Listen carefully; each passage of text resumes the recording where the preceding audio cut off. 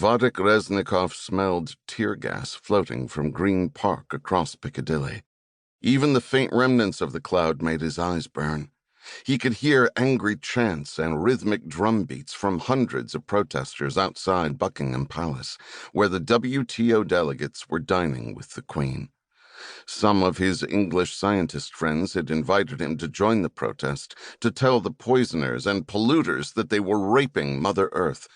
But Vadik had chosen to stay away from the demonstration.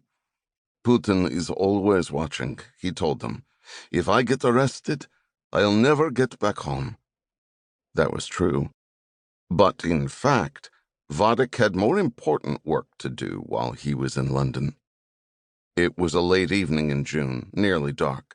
Vadik stood outside the Green Park tube station and sipped a takeaway cup of Americano he'd purchased from Acosta Coffee several blocks away. He'd given his name at the counter as Peregrine, using the signal they'd provided him. When the black girl with the numerous piercings handed him his drink, he'd found the name Richard Branson written under the lip of the cup. He had half the code. Now he needed the other half. Nervously, he watched agitators dressed in black coming and going from the underground. There were plenty of police in the area, too. He had no reason to believe anyone was watching him, because he'd taken all of the necessary precautions. Even so, he felt the sweat of worry on the back of his neck. Once his plan was put into motion, there was no going back. He had been on missions to set fires and plant bombs in Moscow, but those were merely assaults against the fossil fuel infrastructure.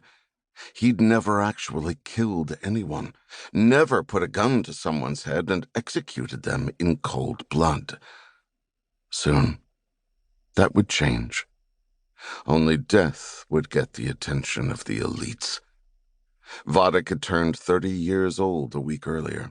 He wore a tattered white crew sweater and loose black cargo pants. He was skinny, almost emaciated, bones showing through his skin and his jaw jutting out from his chicken neck. His black hair had a short, spiky cut, because his wife Tati liked to cut it herself. His eyes and thick, dark eyebrows looked close together, and his mouth was small and hard. He danced impatiently on his feet. He had to find his contact in the park. That was job number 1, the next link in the chain. The contact would give him the location of tomorrow's meeting, and the meeting would finally connect him with the London members of the Gaia Crusade. But he was stuck here. Tati was late, and he couldn't leave until he had her safely back in their rented flat.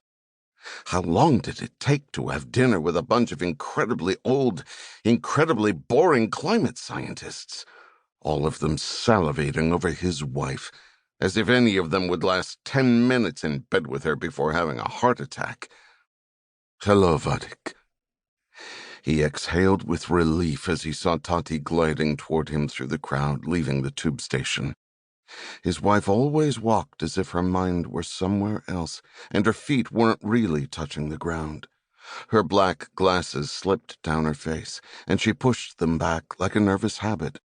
She was taller than he was, and when she wore her stiletto heels, like now, she made him feel like a dwarf. Her long blonde hair was colored in streaks of lavender. She had full, pouty lips, gray eyes, and she sported a single gold earring through her long, slim nose. To Vadik, she looked like an Instagram model. But she was actually a climate researcher who'd spent 6 months analyzing core temperatures at Russia's Vostok station in the frigid isolation of Antarctica. What took you so long? He asked his wife, pulling her down a side street away from Piccadilly. They were staying in a small guest apartment in Mayfair, courtesy of Tati's family money. But he didn't like advertising his ties to the privileged world that he was trying to destroy. I met a friend at the dinner, she said. He and I talked for a while. What? A man? Who is he? You don't know him. Is he a scientist? No. Just someone I met during my doctoral program.